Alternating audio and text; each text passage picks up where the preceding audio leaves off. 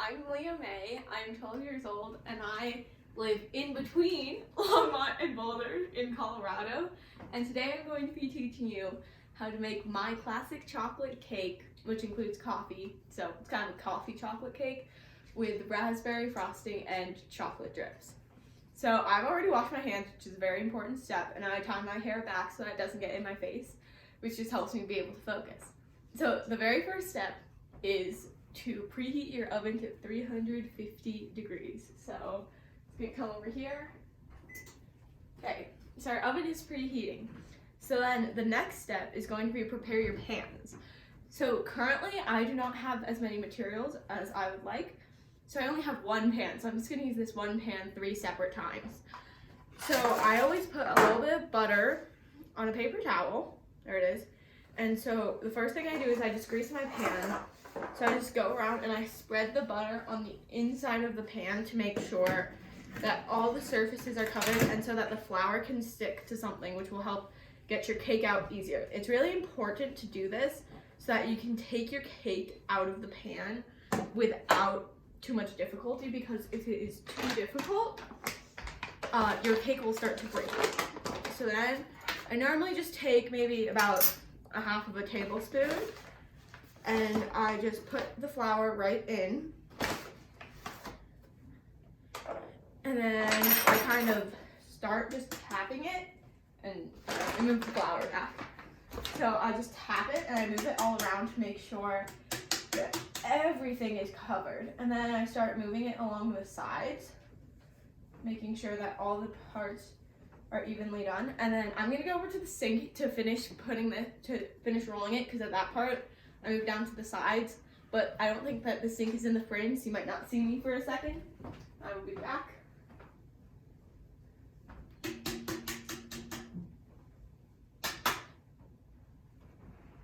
Okay, so once our pan is properly floured and greased, which I actually missed a small spot here, so let me just do that again. Then I have already prepared them. So basically I just trace my pan onto some parchment paper and I cut out a circle that is the same size as the bottom of my pan. And I do this because I think it helps to get the cake out really smoothly. So once my pan is floured and greased, then I just put my parchment circle in, and then we are done with that. So then the first step is going to be mixing all of your dry ingredients. So I use a sifter. This is not my best sifter, but it's the one that we have to work with. And so first I sift together 2.5 cups of flour.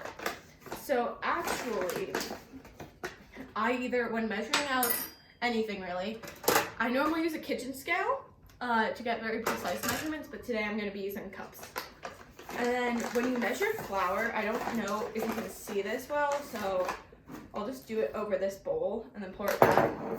So when you're measuring flour, you have to make sure to measure it so that you smooth out the flour, because if you pack it down, you won't get an accurate measurement, and most likely your baked good will become too dry because there's too much flour. So then we're just gonna add that to that bowl. And one more of these. Making sure that we are measuring our flour correctly. Oh, a little more. And also, I think it's okay to make a mess when you're baking, because that's part of the fun of baking, being able to enjoy what you're doing and to really just have a good time with it. And then you can always clean up later. I'm pretty good at cleaning up at this point because I have to clean up a lot. And then just one more 1/2 cup.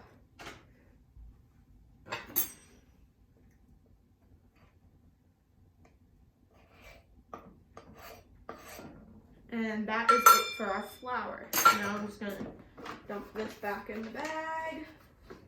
Trying to be pretty precise. Make sure all of that is out. And then, since this is a chocolate cake, I'm going to be using cocoa powder. And it is, I have 2 cocoa powders for some reason. Not super sure why. Guess we're going to use this one today. We're just going to add a cup of the cocoa powder. And when using cocoa powder in a cake, it's important to substitute the cocoa powder for part of the flour, because if you just add the cocoa powder, which one of my friends has done, it always ends up very dry and it is not really a good cake then. So, and then I'm going to add that to my bowl of flour. Sorry for all the clanging. And then we're just gonna put this back in the container. I'll use the knife.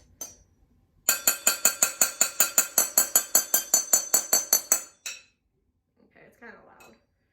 So then once that is all, and then I'm just going to quickly kind of start sifting these together by just like beating it with my hand so that my sifter does not overflow. Oh, and we're getting chocolate everywhere.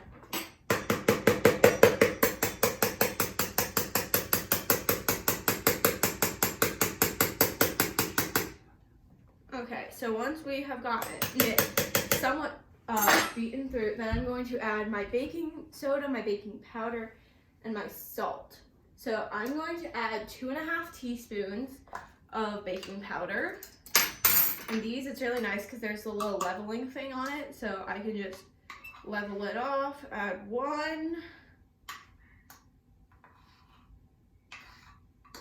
Sometimes I kind of do like the reverse level. If I don't have enough, then I try to like push it the other way.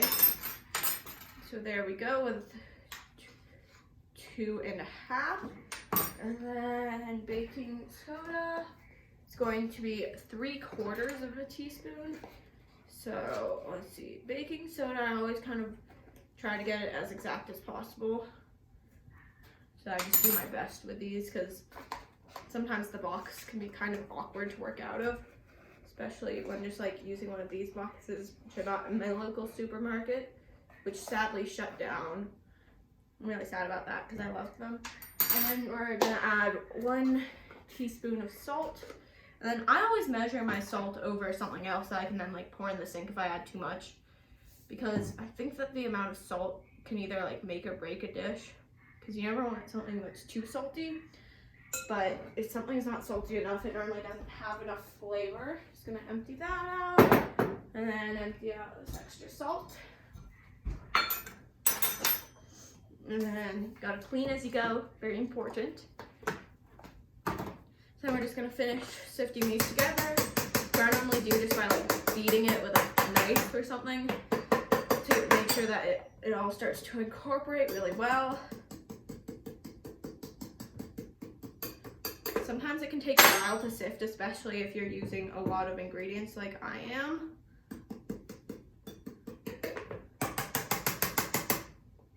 Now rotate it.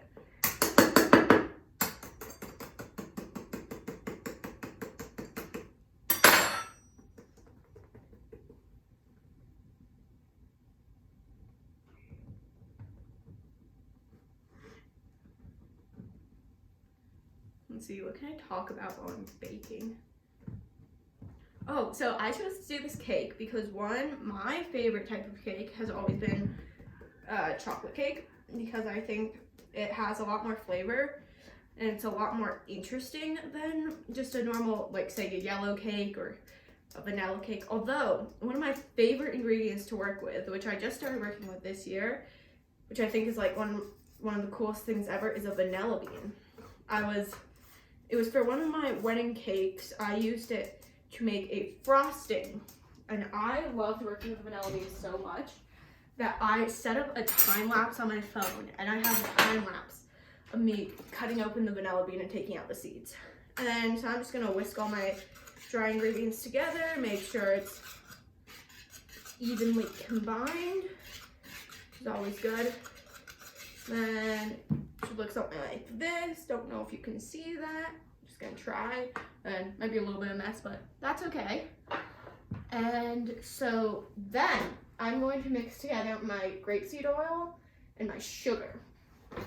So I'm gonna go off camera again to put some stuff away, because I like to keep my work area very clean, or maybe not clean, but more organized, I'd say. A lot lot of sugar.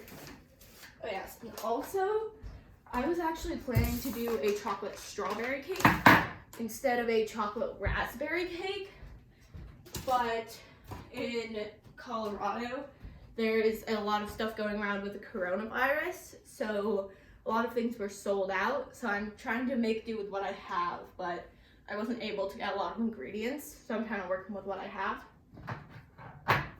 So I'm going to add grapeseed oil, and so I like using grapeseed oil because I think it just makes it very like silky and smooth. Oh. And it really helps with the texture of everything. So we're gonna use a half of a cup, and honestly I think it's okay if there's a little bit like cocoa powder or anything in here because it's close enough.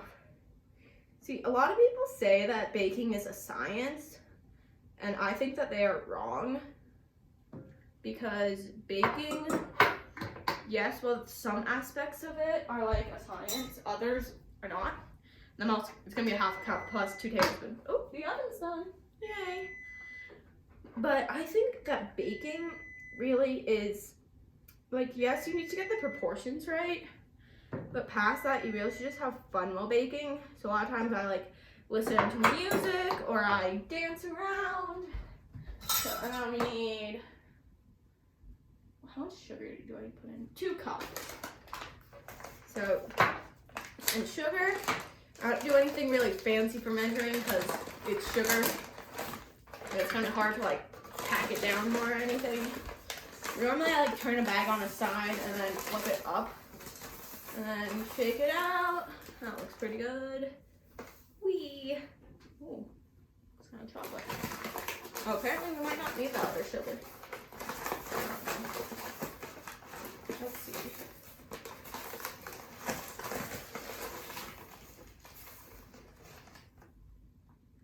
There we go. Okay, so I'm going to beat these together. And for Christmas, I actually got a new electric mixer. I've been wanting, this fell for some reason. I've been wanting a stand mixer, but they're very expensive. So I'm trying to save up to get one of those because I think it would really be good for baking. So then if I can unlock this, it's not locked. Then I'm just going to mix these all together and probably beat it for about 2 or so minutes. Oh, that's the wrong way. Haha. No, it's not. Okay. We're good. Yeah, I might be over here kind of in the corner for a bit. Sorry, our only outlet's over there. We're just gonna try to make it work. So I'm gonna beat this on medium low for about 2 minutes, or until like it's kind of smooth, I guess. So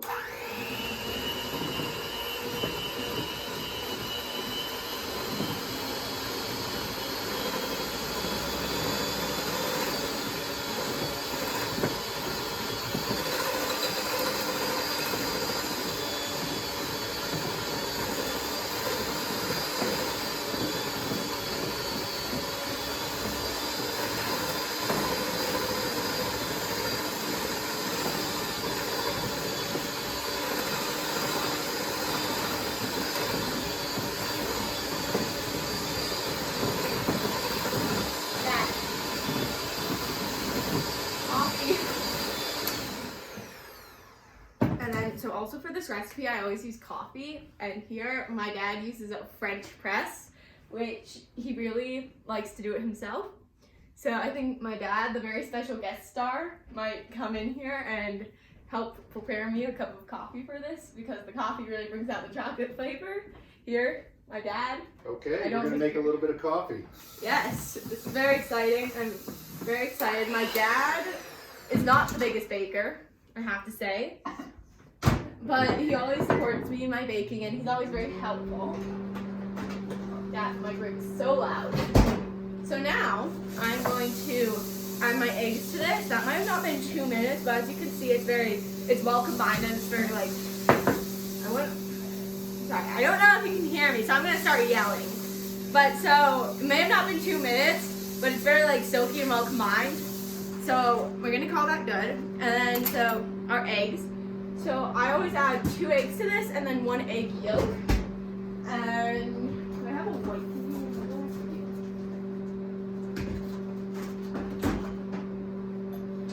So basically, whenever I make something that needs just whites or just yolks, I always save the other part. Like my egg white that I'll probably keep, I'm gonna save it and use it to make my Swiss meringue buttercream. 1,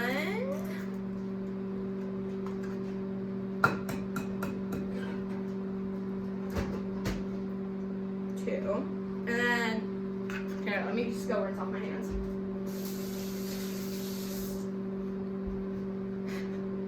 The way that I like to separate my egg yolks and my egg whites is to just crack the egg and try to get like a good break, if that makes sense. And then I separate them over like a container or something. This time I drop the yolk. It's cool. We're chilling. Gotta get all the white out. And then if I drop the yolk, then I kind of just, here, I don't know. We'll just pick it up. So I just like go into my hand, pick it up. Oh God, it's cold. So then, and then we're just gonna flop that in there. Wash my hands again.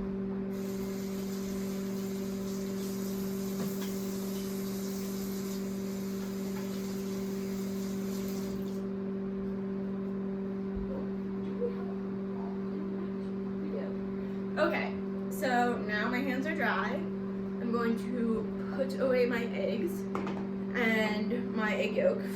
And I always like to make sure that the chicken's happy, because at my mom's house, which is up in the mountains, we used to have many chickens, but now we only have 1 chicken. Her name is Goldie. She's great. We love her. She's very cute. And so I like to make sure that we buy eggs from organic companies where the chickens get to roam freely and stuff. And then I'm also going to add my vanilla extract, which we buy from Costco, because I use a lot of this, and my almond extract, which we do not buy from Costco. And so I'm going to be adding 2 teaspoons of vanilla extract. And I like putting vanilla in everything because it just gives it that extra nice flavor. And also, I don't like things to be too sweet. And that's kind of something that like runs my family, because both my brother and my dad, they don't like overly sweet frostings. So it's honestly pretty good. And then I'm going to add just a ½ teaspoon of almond extract. 1 second, let me just make sure. Let me just find something real fast. Intermission.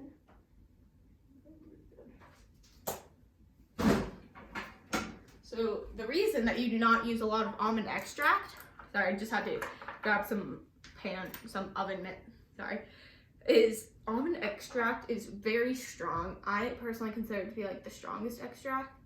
Granted, I do not use many extracts. If I'm doing something like lemon cake, then I always just use lemon juice and lemon zest. One time I had to make so many cakes, I zested a lemon for about ½ an hour, and I had to clean it up. That was not good. And then, so this, I'm just gonna beat until everything is well combined, so it's gonna be a little loud again. That's okay. Maybe we're back. Oh, we're back over here.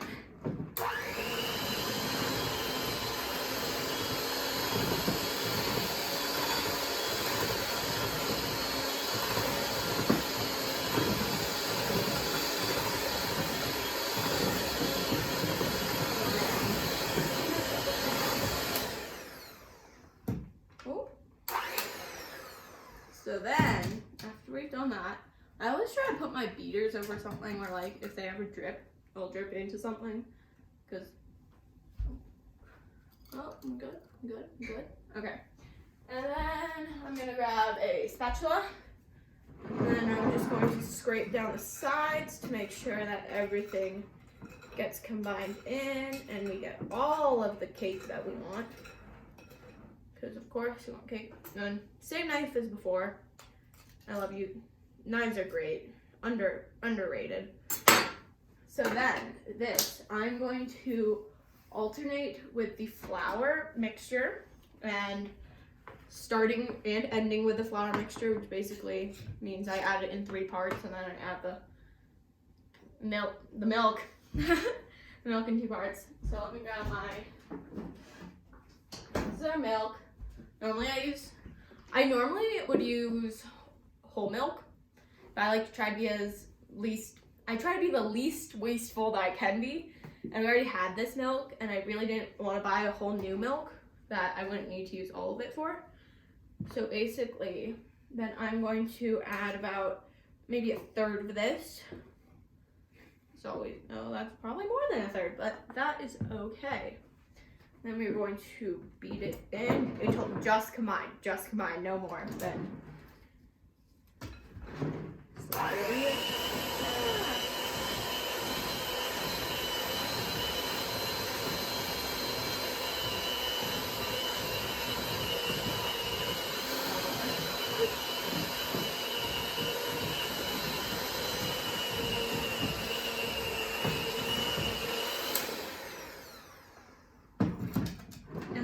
So in this recipe, I use 1 1.5 cups of milk. Divide that in 2, then batter's dripping, we're good. Then that is 3/4 cup of milk in like each segment. So I always do it like that because it makes more sense to me. Also, nobody makes like a 1.5 cup measure. So I think also that ensures that they're equal. And so you add them alternately to make sure that everything just ends up good, in my opinion. That's why. 2, 3. Okay, and this part, I don't normally wear an apron because sometimes I feel like it's in the way, but this part's always a little messy because it like splashes places. So we're going back over here, if you can still see me, which I really hope you can.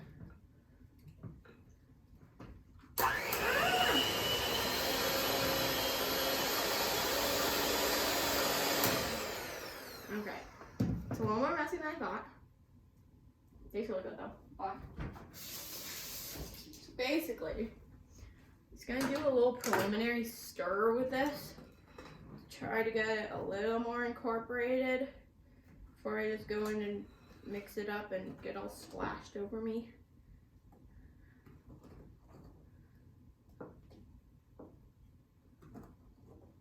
But yet again, baking is messy. It's one of like the #1 rules of baking.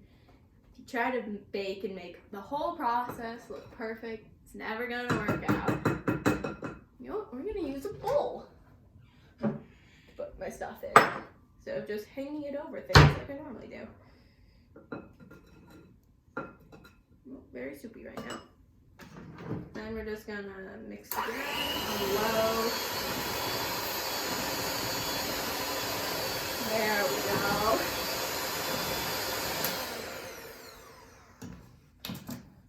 Okay, now I'm gonna add half of the remaining, which would probably be about a little less than a third because my first measurement, quote unquote, do the little air quotes if I could. It's probably more than a third. Then we're gonna mix that in, which is good.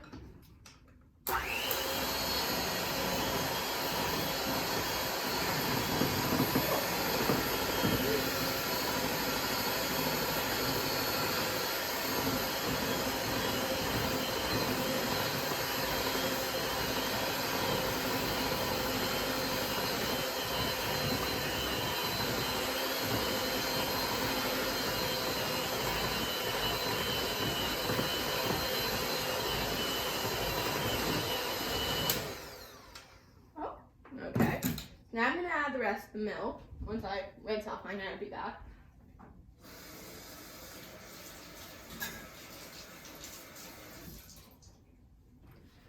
Now we're going to add the next of the milk. And I'm going to do that a lot more slowly. Learned from last time when I got milk all over our counter. Chocolate milk. So, good milk. If I know where the cup measure, quarter cup measure went. Found it. We're good. Oh, we're... Sorry, we have a window right there. So, gonna add this one. 2,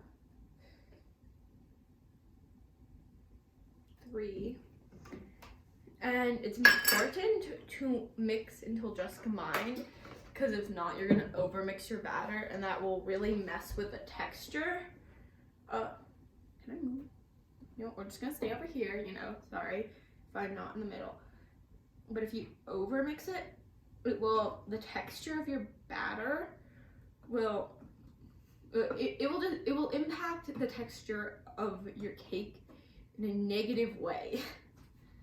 And so I think that's really important to be calm under pressure when baking, because if you go like if you become uncalm, it will be reflected in your dish most likely, because you won't be able to put your best effort into it because you will have been so focused on the other things. And I'm also gonna scrape down the sides again. Always gotta scrape down the sides, get all of your yummy cake in. Okay, and now we're just gonna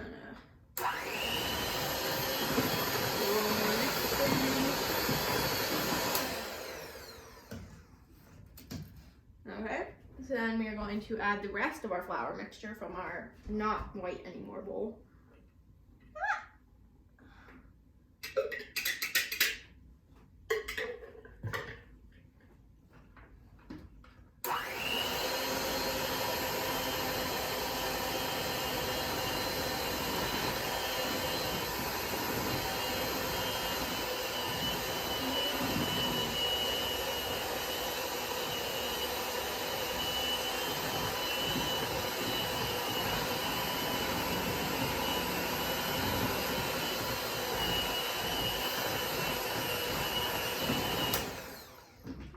Okay, so once again, might need my dad to come back to help me with the coffee, because normally if I had to stay in the mixer, I'd be able to pour in the coffee and mix at once, but I have tried that. It does not go well, and so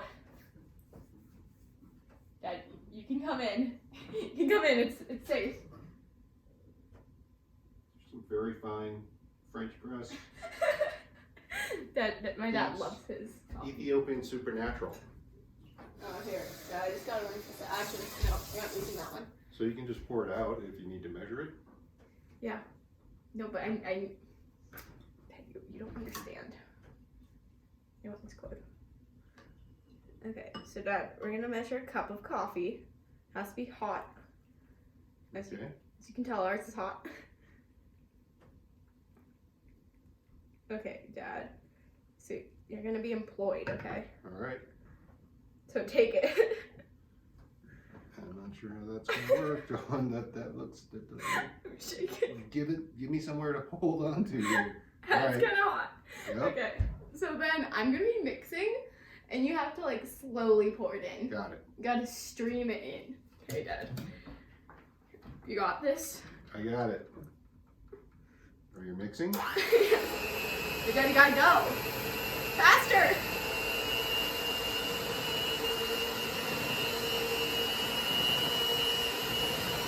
Yeah, you can go a little faster.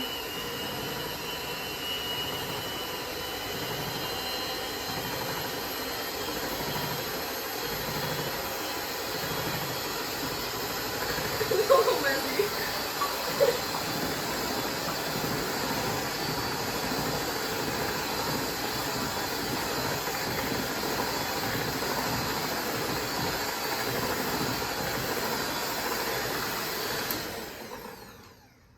Okay, and now we are done with our batter.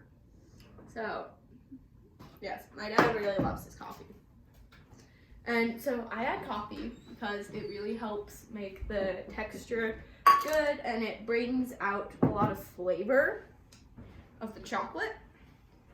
Although that part was a little messy too. Covered in some chocolate milk and coffee, but that's okay. And also, if you think you won't like this cake because it has coffee in it and you don't like the taste of coffee, there's only hints of coffee, and if you really just think about the chocolate and like the fruity flavors, you'll be fine. So now I'm gonna add about a third of this, which I would normally pour, but the bowl looks to be really heavy, so we're just gonna like put it. Taste your batter. Oh, that's really good. So I have to bake this in 3 separate increments, I guess. We can call them increments. No more. A little more. Okay, and then, so something that I do, that I don't think a lot of people do, is, and I just started this recently, I kind of name parts of my dish, because that'll just me keep them straight. So I'm thinking we should name these like letters of the alphabet. We'll name her Ashley. She can be Ashley. Need a little more. Ashley needs to be a little thicker. Okay, so now let me just go get prepared for the final part of this, which will be getting my oven mix. Oh. Put stuff out. 1 second. Oven mitt uno. Oven mitt dos. Okay, so if you have not figured out by now, I live at altitude. I live over a mile above sea level. And so sometimes that can make baking a little more difficult. So I normally bake my dishes longer than I would at sea level, which is an extra challenge of baking. So I'm gonna put this in for about, I'd say maybe 40 minutes. But if you're at sea level, it might be more like 25 or something. I'm not really sure. So I guess I will come check back in with you once I've baked them all, because I have to bake all the cakes separately. And then I have to let them all cool before I can frost them. So here, let's put them in. Oh, that's hot.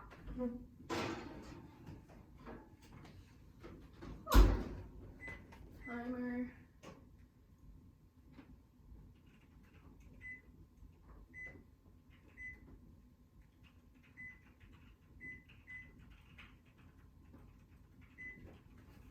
Okay, going for 40 minutes, and I'll see you once our cakes are baked.